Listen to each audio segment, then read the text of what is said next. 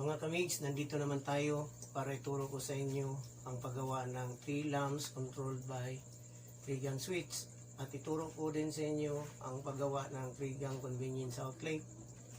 Okay mga kamigs, ito ang ating diagram.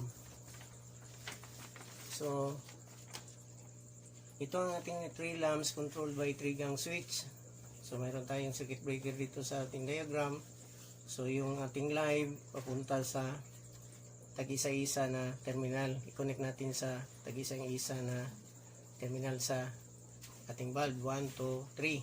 So, ating line 1, yung traveler, papunta naman doon sa ating switch na 3 gang. So, mayroon tayong tinatawag dito na traveler. Then, yung common, kuha tayo ng traveler tungo sa second switch natin. Then, sa 3. Then yung return natin, individual, yung return first bulb, then yung return sa second bulb, then yung return sa 3. Then after that, mayroon tayong gagawin din na convenience outlet.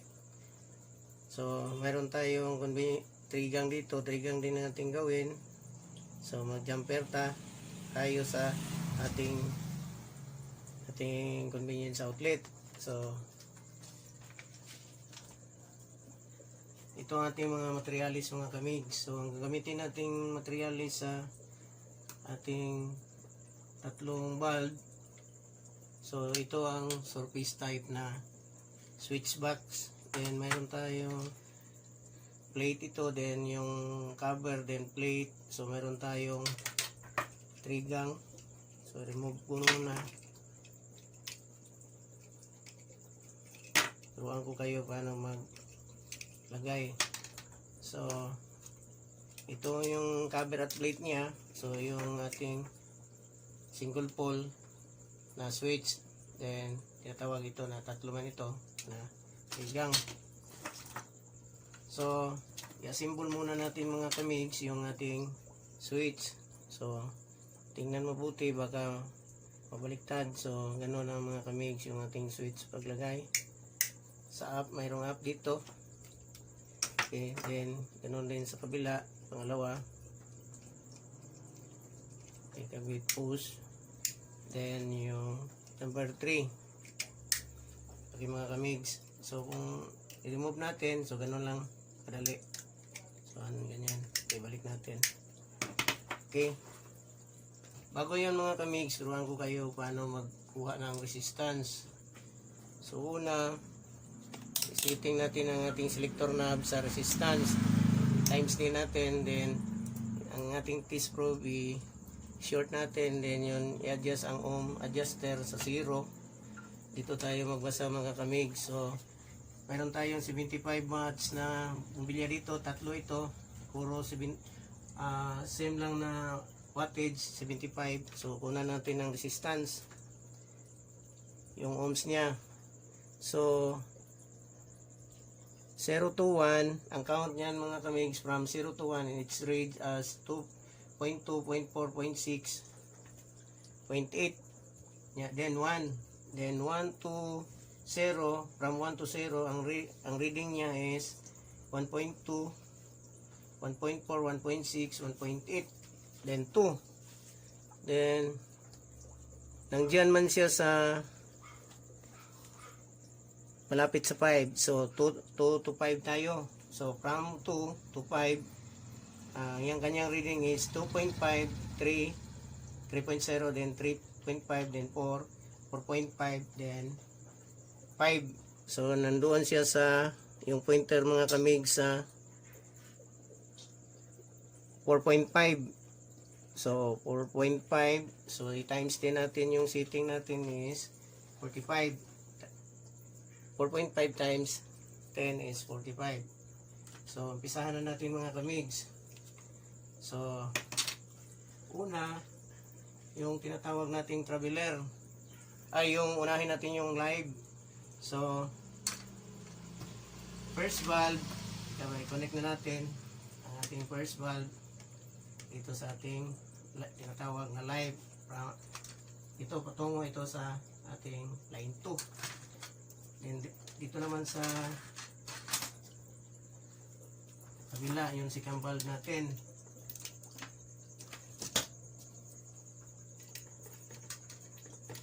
Then another terminal sa valve, sa ating valve 3. Okay mga kamigs. Okay, mayroong tag-iisang naiwan para sa ating return. So paglagay tayo na ilagay muna natin sa supply yun sa circuit breaker. So 15 amperes ang standard sa ating lighting. So itong circuit breaker, itong mga kamigs is 15 amperes. So dito natin ilagay sa line 2 yung live natin. And sunod naman yung ating line 1, yung tinatawag natin na traveler.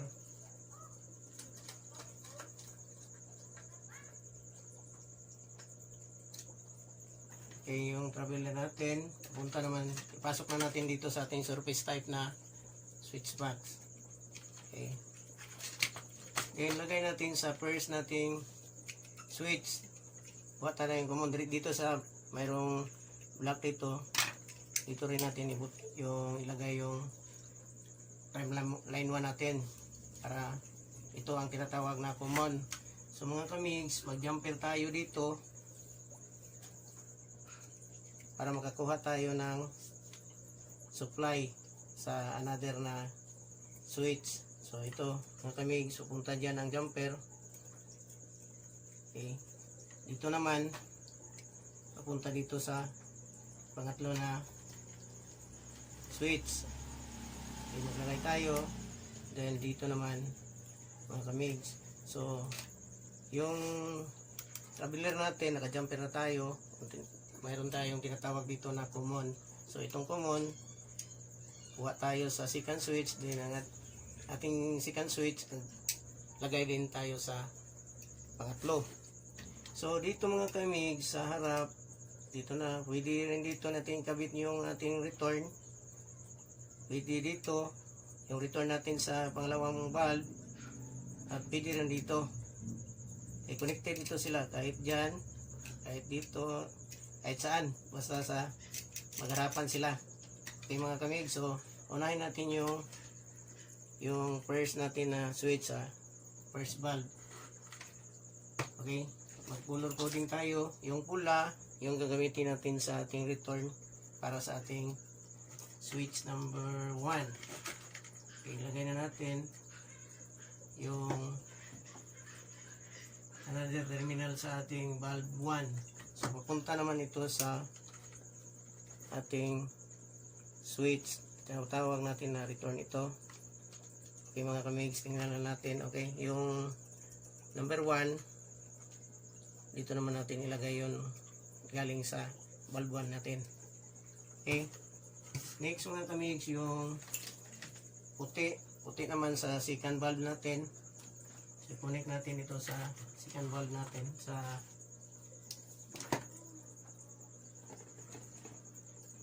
yung return. So papunta naman ito sa ating pangalawang switch. So dito mga kamigs, so yung white sa pangalawang light. Okay, yung pangatlo mayroon tayong color yellow dito. So doon natin nilagay sa valve 3. So yung kanyang terminal, connect na natin. Then tungo naman ito sa ating switch 3.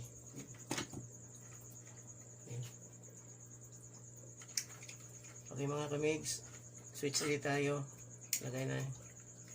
Okay, tapos ang mga kamigs, i-arrange natin para lagay natin sa ating switch box.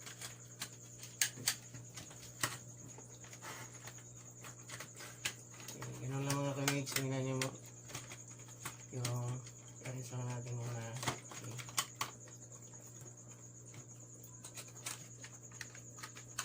Okay. Okay na mga kamigs. Kuha tayo ng screw. Dalawang screw ito mga kamigs. Okay, para lock lang sa kanyang plate.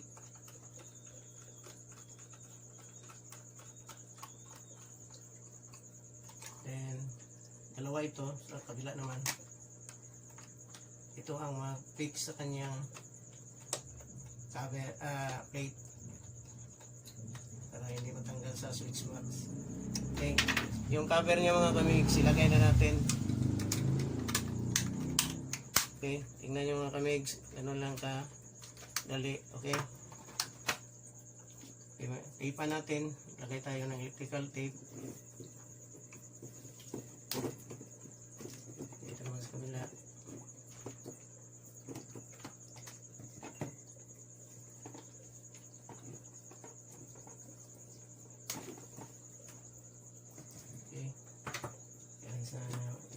I-arrange muna natin.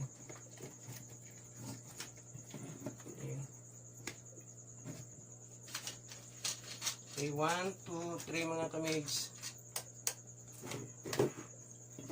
Okay, tingnan niyo. So yung red, ito ang ating live. So yung ating white is traveler, yung mga first valve natin galing sa switch, ito ang return. Then white naman ang return natin tungo sa ating valve 2. Yung yellow punta naman ito sa third valve natin. Okay mga kamigs, subukan na natin yung, pero para make sure na pag continuity testing muna tayo. So testing muna natin walang voltahe para matuto tayong magkuha ng continuity bago natin subukan sa voltahe. So setting natin sa times 10, pwede rin sa times 100. So tingnan nyo mga kamigs, yan doon ang test probe natin sa terminal sa line 1 at saka line 2. Then dito tayo sa switch 1. Tingnan yung mga pointer mga kamigs. So nagpalo yan, ibig sabihin tama yung first valve natin. So opposition tayo. Then sa 2 naman, yung valve 2 natin, so palo din. Okay, up. Then on sa third. Okay mga kamigs, subukan na natin ang lagyan ng supply o voltahe ang ating 3 gang switch. Ang kinikontrol niya is ang 3 valves. So first na gang is control the valve 1, second valve 2, then ang switch 3 is valve 3. Okay mga kamigs, i-on ko muna. Unahin natin yung ating first. So ito ang first mga kamigs, light on, then off tayo, then yun balik, then dito naman tayo sa pangalawa, papatayin muna natin. Okay, dito sa pangalawa off natin, then on. Okay mga kamigs, opposition. Okay, dito naman sa third, yung third natin na switch, dito naman sa valve 3. Okay, on natin, then off, then on. So on. Okay, off, on, on. Okay mga kamigs, first valve, second valve, third valve. Okay mga kamigs, yun ang ating 3 valves controlled by 3 gang switch. So mayroon pa tayong isa, yung tinatawag convenience outlet. Paano mag-wiring ng convenience outlet? Ganito lang mga kamigs, yung mayroon tayong plate at cover sa 3 gang, then mayroon tayong utility box dito na PVC, polyethylene vinyl conduit. So ito ang lagyan natin sa ating switch at convenience outlet. Okay mga kamigs, ilagay na natin yung outlet natin. So ganyan lang. Okay, another one. Okay, pangatlo. Okay mga kamigs, kumplito na yung trigger natin. So mag-connect tayo, mag-jumper. Mayroon tayong tinatawag na jumper. Ito ang ating gawin pag jumper. So mayroon tayong pula, yung line 2 natin. So lagay natin dito sa first nating convenience outlet. Then sa another naman, pangalawa na convenience outlet. Mga kamigs. Okay mga kamigs, tingnan nyo, naka-jumper na tayo sa first, then sa second. So dito naman tayo sa kabilang butas. Para naman sa ating another na convenience outlet. Yan lang mga kamigs. Okay. Okay, naka-jumper na tayo. At ito namang white natin, same din ang gawin natin. Jumper tayo. Dito naman sa kabila.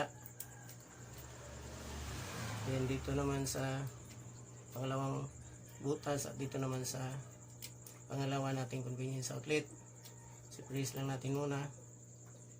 Okay. Then yung white natin mga kamigs, yung galing sa 20 amperes natin. 20 amperes is a standard circuit breaker para sa ating convenience outlet. So number 12 ang ating wire na ginagamit. Ito rin ang standard na ginagamit sa convenience outlet, number 12. So 20 amperes ang ating gagamitin. Papasok natin dito sa ating PVC utility. So ito na mga kamigs. So dito tayo maglagay. Pwede rin dito, pwede rin dito sa up, then pwede dito rin kahit saan dyan sa white. Okay mga kamigs. So nalagay na. Okay. Then lagay muna natin yung line 1 sa ating circuit breaker.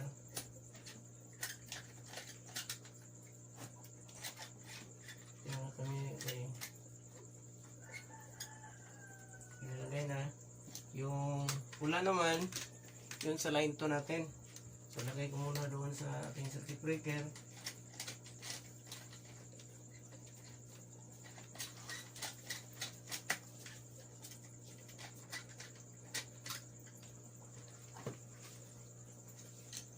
Pasok natin sa ating utility box. Cutting muna tayo. Remove the insulator. Tingnan nyo mga kamigs, dito rin. Pwede rin dito. Dito sa baba. Pwede rin dito yung ilagay natin pula. Pwede rin dito. Line 1 man ito. At saka dito sa red is line 2. So dyan na lang natin ilagay. Okay mga kamigs. Tingnan yung jumper from line 1, naka-jumper tayo para magkaroon tayo ng voltahe dito sa second nating outlet. Then para naman sa ating third na outlet, kuha tayo ng source na line 1.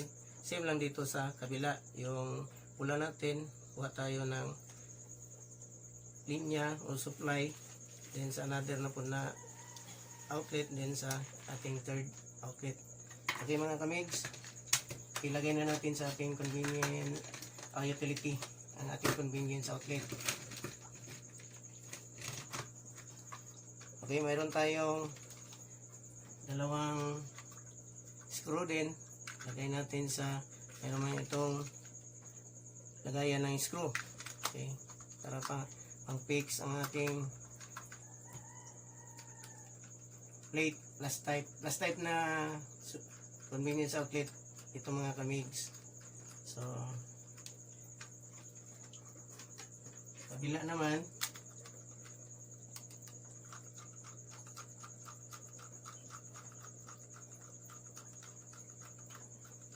okay na mga kamigs. Then lagay na natin yung plate natin, yung cover sa plate.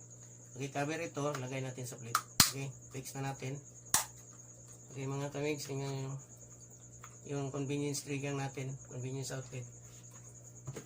Yun lang natin itong natin yung light natin para maliwanag. Okay. Yung voltahe naman mga kamigs, tingnan nyo dito sa ating, para turuan kayo kung paano mag reading ng voltahe. So to make sure that your selector knob ng doon sa ating 250. So subukan natin mga kamigs, i-on na natin yung 20 amperes natin circuit breaker para sa ating convenience outlet. So testing na natin, nakasiting yung multitester natin sa 250. Tingnan natin na yung first nating outlet. Okay, yung pointer, okay mga kamigs, dito tayo magbasa sa 250 kasi naka 250 tayo. So dito tayo na reading between the 200 and 250. So by 5 man ito mga kamigs.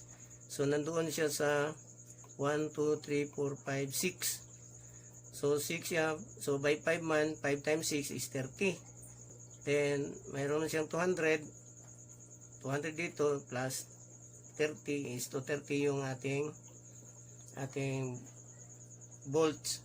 So mga kamigs, dito naman sa 1000, kita nyo sa monitor, wala man 1000 dito. So, ang gawin natin, kung nakasiting tayo sa 1000, dito tayo magbasa sa 2, 4, 6, 18. Lagyan lang natin yung 10, ang dalawang 0. So, yung 10 is 1000, then yung 8 natin is 800, then yung ating 6 is magiging 600, then yung 4 natin is 400, then yung 2 natin dito 200. So tingnan natin yung kabila, yung kuan mga kamigs sa 1000 ito. So kanina is 250 man yon, doon yung pointer sa 230. Okay, tapos na tayo mga kamigs ng yung ating convenience outlet. Ngayon naman turuan ko kayo paano mag reading ng voltage. So setting natin sa 250 yung ating selector knob. So i-testing natin dito sa first nating outlet. So yun natin yung 20 amperes nating circuit breaker. So nagpalo na yung ating tester. So mga kamigs, yung ating 250 na setting, so ang reading nito by graduation, every graduation is 5. So nandoon siya sa 4. Yung okay, tingnan natin yung kamigs sa ang likot naman sa pointer. Okay, nandoon sa 1, 2, 3, 4. So ibig sabihin by 5 siya, 5 times 4, 20. So 200 plus 20 is 220 yung ating voltahe. Ngayon naman mga kamigs, dito naman isiting natin sa 1000 mga kamigs. Dito naman sa ating numbers dito sa up 2, 4, 6, 18. Yung 200, yung 2 gawin natin ng 200, yung 4 gawin natin ng 400, yung 6 gawin natin ng 600, yung 8 gawin natin yung 800, then 10 gawin natin ng 1000. Yun ang ating setting. So dito naman tayo sa pangalawa na outlet. Okay, nakasetting tayo sa 1000 na mga kamigs. So yung pointer sa ating multitester nandoon sa 1 graduation after the 2. So yung 2 natin is 200 man yan plus isa ka graduation. Ibig sabihin ang reading natin is 220 volts. Ngayon mga kamigs, yun ang ating pagbasa ng 250. Kung 250 is by 5 siya every graduation, then yung 1000 natin every graduation is 20. Ngayon naman mga kamigs, nandito yung ating testing light sa ating convenience outlet kung mayroon ba itong voltahe. Tingnan natin mga kamigs kung mayroon. Okay, yung first natin yan, then pangalawa, so light on din, then yung pangatlo naka light on. Ibig sabihin tama ang ating ginagawa. Okay mga kamigs, ganun lang kadali mga kamigs ang ating tutorial. Para updated kayo sa susunod kong videos, please click like and subscribe. Kung mayroong nais kayong ipagawa, mag-comment lamang kayo sa baba. Thank you for watching.